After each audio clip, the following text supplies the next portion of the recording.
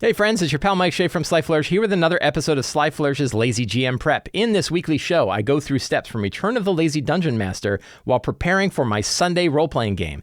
Today, I am continuing to run Scarlet Citadel, a hardcover campaign adventure for 5th edition, published by Kobold Press.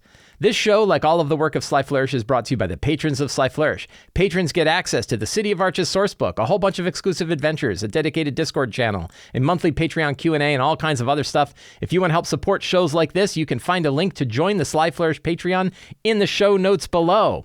So, yeah, what happened last time? Where were we? So the characters, this is an interesting bit, and I've struggled with the verticality. Is verticality a word? I'm making it a word.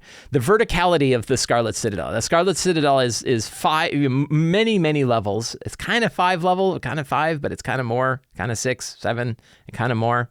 And they trying to figure out what all the interconnection points has made it more challenging for me to run this than in recent times. The characters they went to level 3. They escaped from level 3. Through a staircase that they managed to get to. They went back to Red Tower, recovered at Red Tower. They learned about the drawing of the ley lines, that the ley lines are all getting stressed and pulled, and they're tight, and it's screwing up things. And they're figuring out that all that is occurring, and they recognize that there's 3 more of these ley line draws that are down there. And I'm still trying to figure out what those are. So the difference between the Scarlet Citadel as written and the Scarlet Citadel that we're running for my group is that the characters are really focused around this entity called the Weird Weaver. And the Weird Weaver is sort of the embodiment of chaos. It's represented by a icosahedron, like a big spinning icosahedron, like a D20. And that level of chaos is sort of what keeps the world normal, and it's getting pulled and stressed and drawn because of the ley lines, and it's being drawn for energy that these evildoers are using to run their terrible experiments inside Scarlet Citadel. So that's something I'm sort of overlaying. And that lets me put sort of big quest chunks into Scarlet Citadel so the characters know where they're going. Because as written, most of Scarlet Citadel is written on the idea that you're going to go explore there for treasure and for exploration purposes, everything like that. But then you get punched in the face over and over again. And it seems this is kind of an early issue that I had, that why would you even go to this terrible place? How many times do you have to face a giant ogre who wants to hack you with a cleaver and manages to do so before you're like, why am I going in here? I've already got more money. One of the characters is I already have more money I've ever had in my life. Why don't I just quit and go and build a house? And you're like, that's a good reason. But you overlay this, the whole region of the area will break apart if these ley lines are continued to be pulled and stressed in this thing. So trying to figure out how to relieve the stress of the ley lines is something that's been part of this campaign that I've been running. And I think that has worked rather well. It does mean that I have to kind of decide where these pieces of the Weird Weaver exist. They already recovered one. They're about to recover a second. I think they either did or they're right about to recover a second one. And then I said there's 2 more, but I think it might actually be more than that, because I think reading through, I did some homework over the week where I dug in deeper into some of the other parts. I'd read through Scarlet Citadel before, but you forget parts of it, and it's been a month since I looked through it. So I went back and looked through other ones to say okay, well, how do I draw them deeper into it? They know that. So there's a big one, which is the sphere. The spoilers, by the way, spoilers for Scarlet Citadel. That down in the very bottom of the Scarlet Citadel is a sphere of annihilation. That's kind of the final piece of the Weird Weaver. And that's being manipulated by Gellert the Gruesome, and he's using his experiments in there. And that's at the very, very bottom. So there's obviously a desire for them to get to the very, very bottom.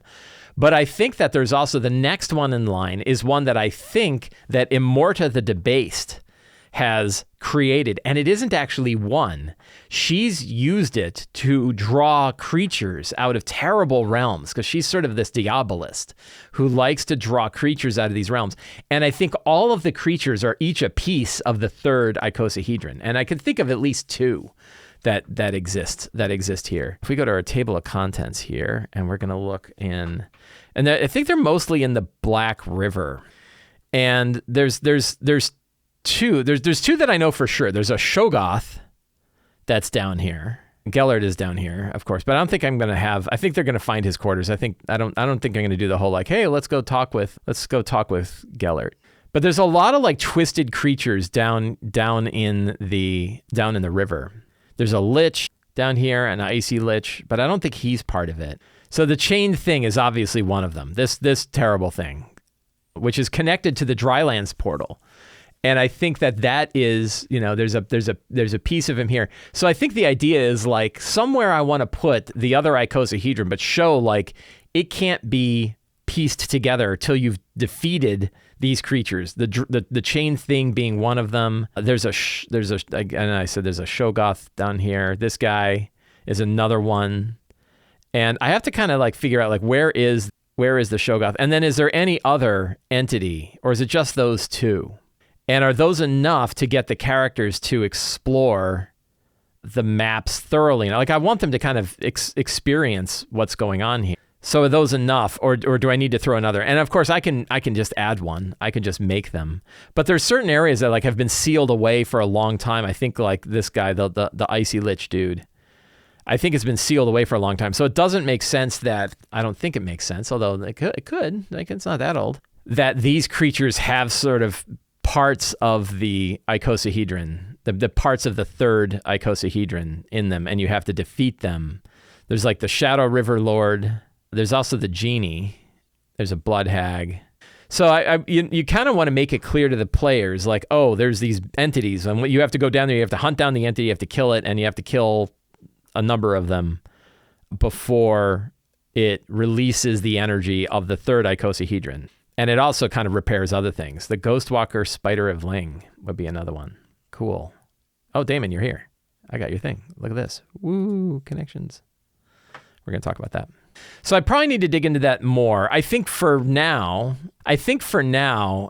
it's probably fine just to know that that's the case. I don't have to figure out every single one of them and have them all planned out till they're actually starting to go down in that direction. But I think that the idea is that, and I guess I can hedge my bets where like some of the creatures down here have already been pulling on the Weird Weaver before Immorta showed up. Maybe Gellert kind of found them, and then Immorta started making more of these. And so some of them have been here a while, and some of them are new, but all of them are causing this problem. Now, it'd be interesting to figure out like which part. This is all down on level 5, right? We haven't even talked about level 3 and 4 yet. They're still going down to level 3 and 4. So level 5 is the Black River. I think it might be interesting to drop the icosahedron in one of these chambers. Like 505 would be good. That's the pyramid. Let's take a look at 505. The Golden Pyramids. Entrance in chamber 10 feet high. Dim golden gleam. There's a waterfall. Characters are swimming using a boat. There's an encounter with scrags. There's all kinds of water things. Yeah, the Void Speech. So is this chamber open? I think this chamber is open. No, it's an open chamber. One can get in there. So that means that Gellert and Immorta, the two remaining bosses, could get in here. Writing is in Void Speech, language of Ling, and trying to read it is harmful to the minds that aren't resistant to alien vibration. So I think maybe this would be a good spot. I think this would be a good spot for the third icosahedron down in this chamber. But you can't close it. The Spider of Ling is that and alerts Marshka. Let's take a look at her. Hey, my mom is here. Hi, Mom. Let's take a look at Zymorshka in the back here. Yeah, Spider of Ling, no more or less cruel or vicious. So that's pretty cool. Spellcasting nasty spider. And maybe it's sort of a guardian that Immorta is working with. That could work. And that's where the third icosahedron is. But you can't close the third icosahedron there because energy is coming out of that icosahedron and it is fueled by these twisted horrors that roam around level 5. And so they have to go kill these horrors, some of which have been there for a while, some of which have been summoned. I think that's a good one. So let's actually make some notes here. So we go and we're going to generate a new session planning template. And it is 5 February, Sunday, Scarlet Citadel. Cool. While I'm thinking about it, I'm going to drop a few clues in here. The third icosahedron of the Weird Weaver resides in a chamber on the 5th level of Scarlet Citadel, off of the Black River. Energy from the third icosahedron is being drawn by a number of terrible, otherworldly creatures. Each of these creatures must be destroyed to seal the third icosahedron. The fourth icosahedron resides in the lowest depths of the Scarlet Citadel. Gellert himself draws energy from this most powerful and most destructive icosahedron of the Weird Weaver. The Weird Weaver isn't a god or a primordial or anything like that. Its shape and form is not humanoid like the other gods of Midgard. The obelisk, with its floating icosahedron, is as close to a physical representation of the Weird Weaver as mortals are able to witness. That's pretty good. So let's take a look at the characters real quick. I think we have a full house today. I think everybody, I don't know that anybody is out. I think we had 5 people that say they're in. One person hadn't yet responded, but is typically there. So I think we have everybody today. So we have Bart. Bart is a gear-forged bard diplomat. They just reached, I think, 5th level or 6th level. Did I mark it in my thing? Yeah, the Dead Ringers. They just hit 5th level. And they got to 5th level by defeating Kagoth Z. And that was really fun. So they decided that, yeah, we need to face Kagoth Z. They went back through the top layer of the Citadel. They went through level 0, then level 1, then level 2. They made their way to Kagoth Z's chamber. They did a pincer move. They met, oh, this is really fun. They met a new ally, which I was really excited about. Hello there, Las Baskalag, the Infernal Tutor. And they met Las Baskalag, and he said, oh, I want to get out of here so bad. And they're like, yeah, well, you're weird looking and you look like a devil and we're not sure we want it. He's like, what if I make myself a sword? And they're like, that's cool. We'll totally take you out then. So he formed himself into a short sword, I think, that he turned himself into a short sword that Dorn picked up. And so now Las Baskalag can speak to him through, speak to the whole characters, but speak specifically to Dorn through the fact that he is this sword. The sword was the rapier foreknowledge. So when you make a successful melee attack, you can use your reaction. I think I need to change this. I screwed up because as soon as I was naughty. I was a naughty dungeon master. So the player who plays Dorn has, I think, picked up a level of spell casting and picked up stupid shield because it's broken. Shield is a broken spell. I don't care what you all say. And so his AC is like 24, right? Like he can get to like an AC of 24 by using shield. And I thought, wouldn't it be mean if instead of making it a reaction to make a melee attack, it cost him a bonus action to do so. So he could fire up a bonus action. And that way he had to use that instead of shield. Oh no, I guess I made it a reaction, right? I switched it to a reaction so that it would burn his ability to use shield if he used this ability. The problem was that if it switches over to being used as a reaction and it has a crit range increase of 18, 19, or 20, he would just wait till he rolls an 18, 19, or 20 and then use the reaction and automatically crit with it. And then it's like, well, I mean, I guess that's okay, but it means it's sort of like a Paladin Smite, which I guess is all right. Like, I don't know if I got to think about this. Is it too powerful that basically he's going to hang on to it until he rolls an 18, 19, or 20, and then he'll invoke the ability of and it's not a rapier. Is it a rapier? Maybe it is a rapier. I think he made it a rapier. So can he, when he makes a successful melee attack, he can use his reaction to activate it and then rolls an 18, 19, or 20. He gets the crit. It does burn his reaction. I see Coolhead 2022 says, Mike, you can't use reactions on your turn. You are incorrect. You can use reactions on your turn. So, yeah, I guess it's okay. That will still burn his shield. It does mean he's going to use that 18, 19, or 20 a lot because he's basically always going to crit with it. And if he doubles the 2d6s, then that would be an extra 46 on top of what's normal attack. But he doesn't do like sneak attack. He doesn't have other things that he stacks on there. So it would be like a 2d8 plus 4d6 on the hit. And it's one time per day. So it's a lot, but I don't think that that's that big a deal.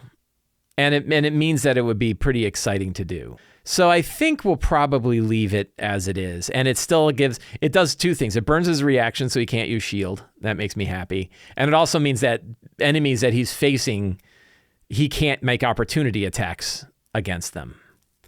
So I think that is okay. But I changed it at the last minute when I realized what character was going to be picking it up. And when I saw that it was Dorn, I changed it from a bonus action to a reaction, just to dick him out of shield, which is mean. But on the other hand, I think it's better. So he'll probably benefit in the long run. So we have Dorn, Greg. So let's go through the characters. So we have Bart, Gearforged Bart, Diplomat, just hit 5th level. The player, Jay, loves to control, and he's like, boy, the tier 2 shenanigans are about to come out. I just got Counterspell and Lehman's Tiny Hut. And I was like, oh my God. Oh, freaking Lehman's Tiny Hut and Counterspell. And I was like, you know what I really wish I had done? I really wish that in the beginning I had, and I'm probably going to start doing this for future campaigns of, say, the following spells, we're going to use the level up 5e version of the spell instead of the 2014 5e version of the spell, because I like them better. So if we go, let's see, pull up Counterspell here in level up 5e. So the level up version is definitely more complicated, and I'm not crazy about this, but there's something in particular I like it better. So this is the level up advanced 5e. This is published by N-World Publishing, direct drop-in replacement. You attempt to interrupt a creature in the process of casting a spell. If the creature is casting a spell 2nd level or lower, the spell fails. If it's casting a spell 3rd level or higher, make an ability check using your spell casting ability 10 plus the spell's level. DC is 10 plus the spell's level. On a success, the creature's spell fails and has no effect, but the creature can use its reaction to reshape the fraying magic and cast another spell with the same casting time as the original spell. This new spell must be cast at a spell slot level equal to or less than half of the original spell slot. So an example is if you counter a 3rd level spell or a 2nd level spell, for example, you can reshape it into a 1st level spell. But you still, what it basically does is it doesn't dork the person who's counterspelled completely out of the counterspell. And it also means that you still have to roll on 3rd level spells or higher. So it's a pretty straight nerf, but I like it. One of the things, so I like this, but I have a feeling if I was to tell the player who just got these spells, hey, I'm going to nerf your counterspell, they'd be like, oh, you dick, right? And he'd be fine with it. They're all DMs. Everybody in this group is a DM. So they've all been on the opposite side of counterspell. But one of the things I'm thinking of doing is I don't really care about doing it on normal spellcasters, right? Like normal, regular spellcasters. But they want to counterspell Gellert the Gruesome. They want to counterspell Immorta the Debased. They want to do it to the big bosses. And I think I'm going to give them a legendary sort of ability that if you counter their spell, they're going to be able to rewrap the magic and turn it into a lower level spell and fire it off. And I'll probably tell that to the player so he recognizes the counterspell will work just fine against normal guys. You counter their spells all day long, but certain power in the Scarlet Citadel allows powerful spellcasters who are attuned to the ley lines to be able to reshape their magic into a less powerful spell when counterspelled. I like that. So I think I'll do something like that. The other one is Tiny Hut. I kind of don't worry about this because there's so much going on down here that even if they use Tiny Hut, it's when you use it like a machine gun pillbox that really bothers me. And the level up advanced 5e version of Tiny Hut does not prevent creatures from entering or leaving. So you can't hide in your tiny hut and nobody can get inside. Instead, it gives you a really comfortable place to stay that is far better than if you were just to build camp in the middle of the woods. And they have this whole mechanic inside Level Up 5e, which is called a haven. And havens are basically there are certain things you can only do and certain types of rest you can only get in a haven that you can't just get if you're wandering around the countryside. And I think it certainly nerfs Tiny Hut, but that idea that we're going to set up a tiny hut in the middle of a dungeon and nobody can hit us and there's no problem. Well, I'm probably not going to nerf it, but I'm certainly going to tell them if you set up a tiny hut in the middle of this dungeon and entities of the denizens of this dungeon become aware of it, you're going to be in a world of hurt, right? When that tiny hut breaks down, it's going to be a world of hurt. So you're going to be in a world of pain. So I'm going to probably mention those two things just so that they're aware of it. But I think in the future, I wouldn't be opposed to saying Counterspell and Tiny Hut. We're going to use the level up advanced 5e versions. So yeah, so we'll see, because there's definitely level up advanced 5e things that I like it. Yeah, that I like better. Market Zero. Like quotes from Big Lebowski. So they got Les Bascalag. Les Bascalag formed himself into a shadowy rapier that is now being wielded by Dorn. It also tells them things. It could tell them about these other secrets that I just dropped in. They then made their way down. Oh, so then they were like, okay, we're going to go face Kaggoth Z. They found out where Kaggoth Z was. Let's go back to our map here. We got our little... They found out where Kaggoth Z was. They figured out that Kaggoth Z was here in this chamber. And they did a pincer move where some of them came from the south, some of them came from the west. And I think I can do my little laser pointer, right? Little laser pointer. So some of them came from this direction, some of them came from this direction, and they pincered him, and he actually only got off. He got one time ball that did a bunch of damage, and then his minions, which were like Clockwork Huntsmen, attacked, and they fought the Clockwork Huntsman, and he was hanging out inside of this purple thing right here. And Dorn runs up and tries to jump inside. And I said, make a saving throw. And he succeeded on his saving throw. And that meant he dropped to 0, as like he aged 20 years. And his body started to flake and break apart.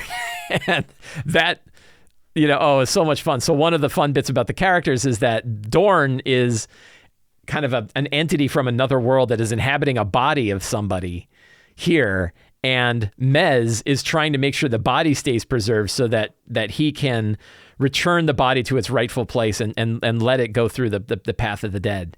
And Dorn, so when Dorn goes in here and ages and all of his flesh is flaking off and bone is exposed and he's like, his body's breaking apart, and Mez had to roll a like system shock check a la Lazy DM's companion, had to do like a stress effect, and like, I guess as he's watching the body that he's trying to preserve breaking apart.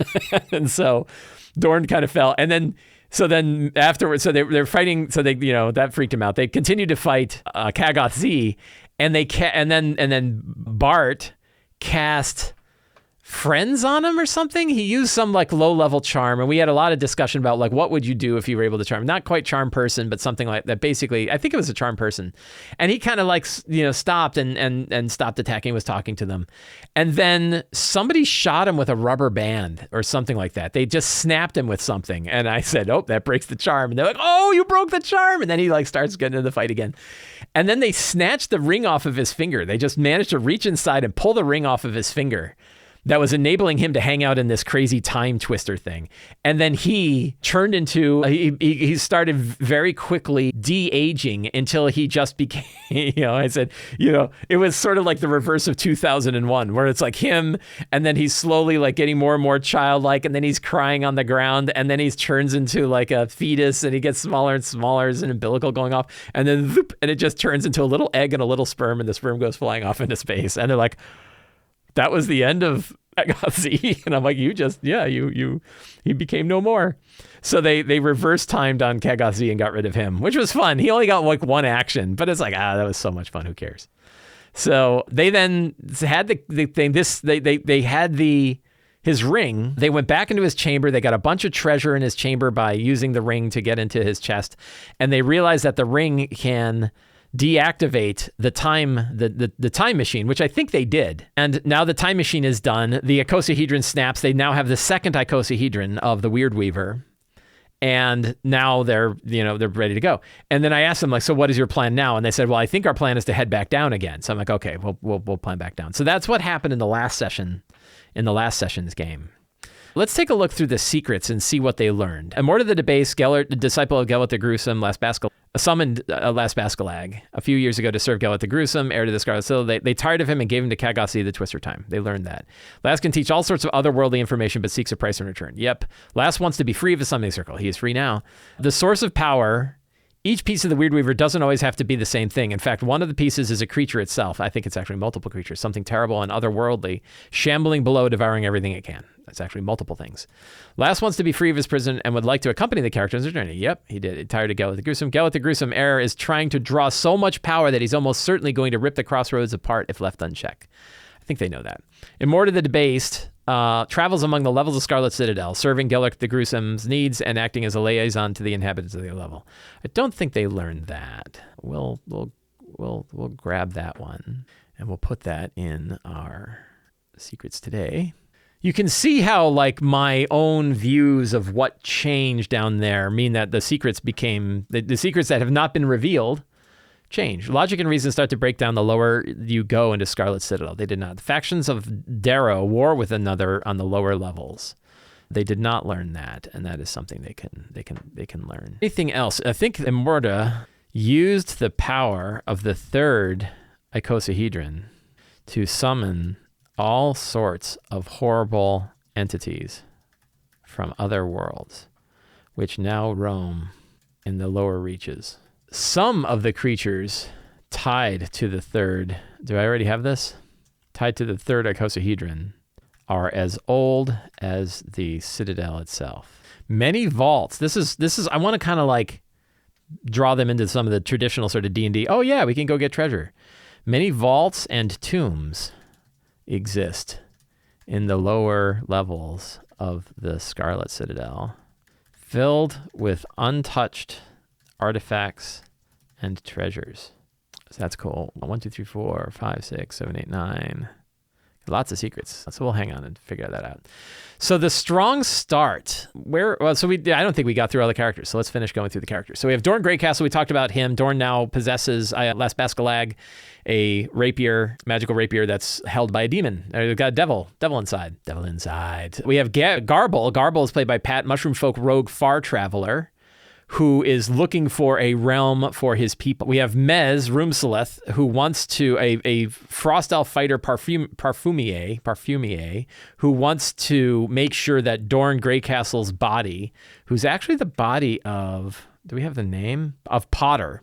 Potter is the original owner of the body that Dorn is now, possessing, and wants Potter to return. We have Sister Malarkey, played by Jerry, is a tiefling follower, warlock cleric of the Weird Weaver, follower of the Weird Weaver, who follows elements of chaos. And Skrink Skibbers, who was sacrificed upon an altar and returned by the Weird Weaver to help solve these problems.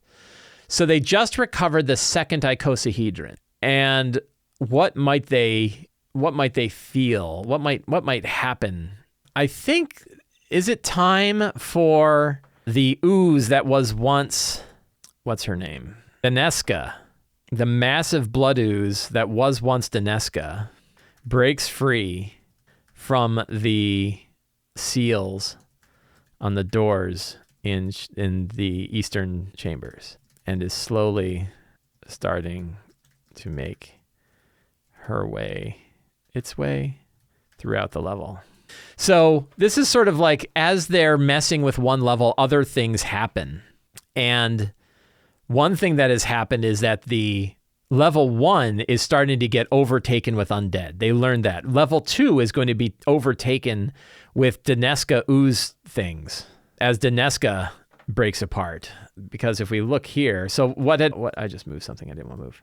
So in this chamber, there was a giant gelatinous cube ooze thing. They killed it, but then they sent other oozes in there, and they killed Daneska, but Daneska became an ooze thing herself and flowed into that chamber. And so now there is this massive chamber-filling ooze thing that's breaking out and starting to leak out. And I think that she's starting to break free. She's starting to break free from this as well. It could be a secret that the drawn energy of the Daneska ooze is tied to the third icosahedron. Well, it's tied to the twisting of the ley lines and is drawing energy from them. The drawn energy of Daneska ooze is pulled from the twisting of the ley lines. So that way they could see like, oh, this level's not safe either. Like this level's going to be overrun pretty soon. And I don't think like it'll be totally overrun, but I think they might start to see, I think that the Dineska ooze is probably going to break off into other pieces and start to fill the other chambers. I'm trying to remember what creature that was that did that. Let's see if I can go to my Scarlet Citadel creatures database, and we are going to add a filter. We are going to filter by source, and we want to see just the Tomes of Beasts, and we want to, we'll do a search for ooze and see if there was an ooze that I remember. I thought there was like a blood ooze. There it is. That is Creature Codex, page 282. So let's Kobold Press, Creature Codex. The Creature Codex front cover screws up the PDF. This is not bad. Wow, 6 bludgeoning and 16 necrotic. Woo. I think she has churned into a blood ooze. So I think that so let's see. We will grab this. Grab a screenshot of that. Save it to my clipboard. Go into my notes. And we'll paste it in. Boop. Does it already have an AC? It does not. So let's open this up here. AC 8, 76 hit points. AC is 8. Hit points are 76. That's really all we need. Its initiative is -5. And it has, so its init roll would be a 5. Okay. Not that that's not too important, but we have that handy in our little database. So we're going to go into our notes. And I think, so now we have a link to that. So the Dineska blood ooze comes into the chamber and laughs at the characters. Look upon ye mighty in despair. I don't know how to spell despair. I am become blood ooze. And then they fight her and kill her. So Dineska blood ooze slurps into the chamber. And then they go travel down to level 3. So level 3, let's go back to our Scarlet Citadel. So I think that's a fun, strong start. This is, what am I looking at? Yeah, this is Scarlet Citadel. Table of contents here, and we go to level 3. Level 3 is the Dwarven Barracks.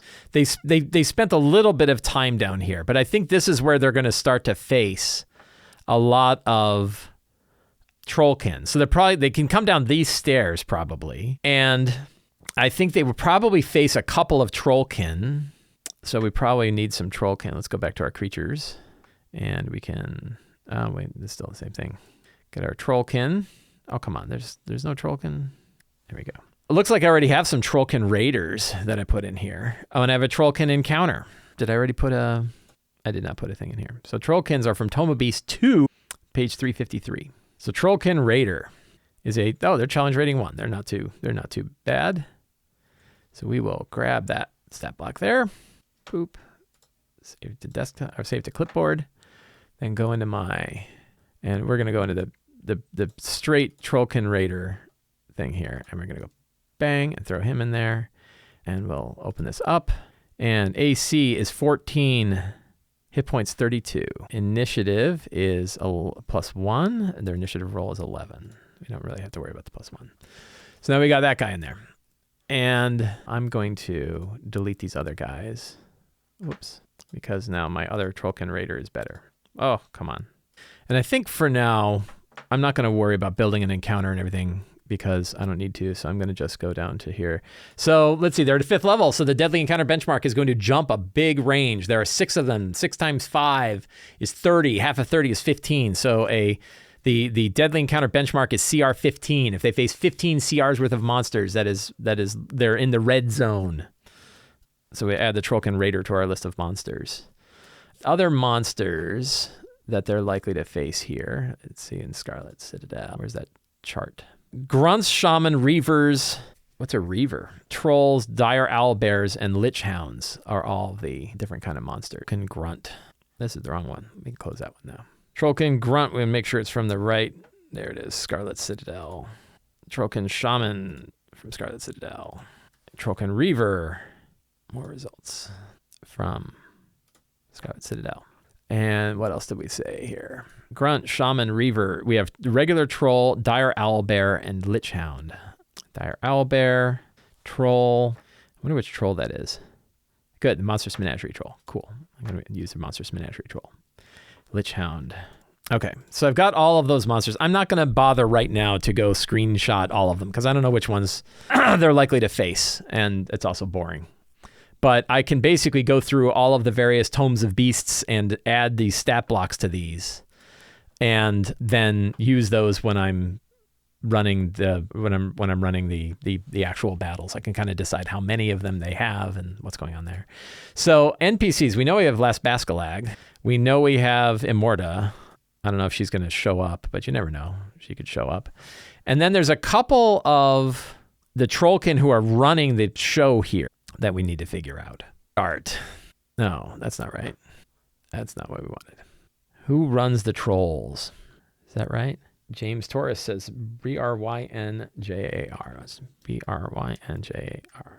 That does not look like the right one, the right spelling.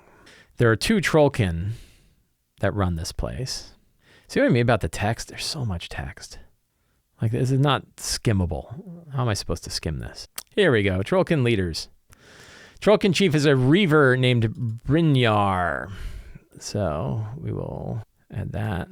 But I think there's another one, right? The 2 other reavers are his lieutenants, Egale and Gostav. 2 shamans. This is some juicy secrets here. So we have the 2 leaders, and what is their... They like to raid the surface. I guess, so when we think about what they're going to do here. So they are conscripted by Immorta the Debased to make sure that threats don't make their way down into the lower reaches. They conduct raids on the surface. I guess these are all secrets I should be keeping track of, right?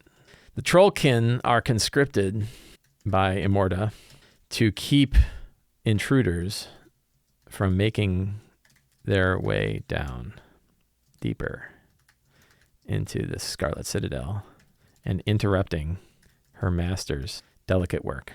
The Trollkin enjoy raiding the surface and training their dire owlbears. So I think it's kind of, let me look a little bit at the Trollkin leaders because there might be ways to sort of enjoy. 2 shaman are Gydia and Sasagine. Gydia is utterly loyal to Brynjar. She would and has killed others. Sasagine is a fanatic follower of Thor, but this zealotry is mostly a front to cover Sasagine's true devotion to Chernobog, whose rites were banned. The 2 shaman generally don't prepare down. Yeah, so it doesn't really say. It might be kind of fun to throw, is there any ways to kind of work one against the other? Might be kind of interesting. Both of Brynjar's lieutenants. I think we can take this. Let's go into our little cool remove line break tool. It didn't work as well. Isn't that weird? The remove line break tool didn't remove all the line breaks. Didn't remove any of the line breaks. There we go. So there's you kind of, the thing is, like, do you want to just sit and have an entire level where you fight nothing but Trollkins and all their minions? Or do you want them to have some opportunity to kind of build dissension in the ranks and stuff like that? And I think that that might be fun. They've got one Trollkin that they've already met, the one that was walking around with his baby, his young Lich Hound. So they might have somebody there that can kind of help. But that guy also is like, doesn't want to make it look too he doesn't want to look like he's betraying his own Trollkin style. So yeah, I don't know. I mean, I guess I'm going to see how this plays out. I don't want it to be just a whole series of big battles, one right after the other. I want them to have some opportunity to try to sneak around. Maybe we want to offer all 3 options here, right? So they can fight people down here. There'll be some wandering ones that they could sneak around with, and then there's some dissension that they could create by sort of working one group against the other. I think that could all be different ways to work, and I think we will figure it out as we go. What else do I need today? They just got some good magic items, but we can roll up a few. So why don't we go up to our little random generator here? And we will create some items, and we will put these as Midgard items, and we will put deep magic spells on them for fun. A Sapphire Dwarven Snuff Box of Verlish, the Elven Supreme Archer that casts Blood Lure. What's Blood Lure? 2nd level You point at a direction, jar within range that contains at least a pint of blood. Each creature that feeds on the blood as within 60 feet of the other location makes a saving throw. A creature that has a keen smell or any similar scent. Each creature that feeds on blood. Oh, that could be kind of interesting. So I think we're going to take this Sapphire Dwarven Snuff Box, and we are going to put it in here. But it's not going to be a Valish, the Supreme Archer. Thor, Perun, Holda, Velis, Anu, Akma. I want it to be for... So there's Karen. That'd be interesting. Chernabog, right? I think that fits. So that's a cool one, because they can use that for the bats. They're going to be fighting a bunch of bats later. And that blood lure could work really well for bats, because bats feed off of blood. The elven gods that cast Heartache. Force an enemy to experience pangs of unrequited love. This works. These feelings manifest in such intensity that the creature takes 5d6 psychic damage. Wow. That's a lot. That.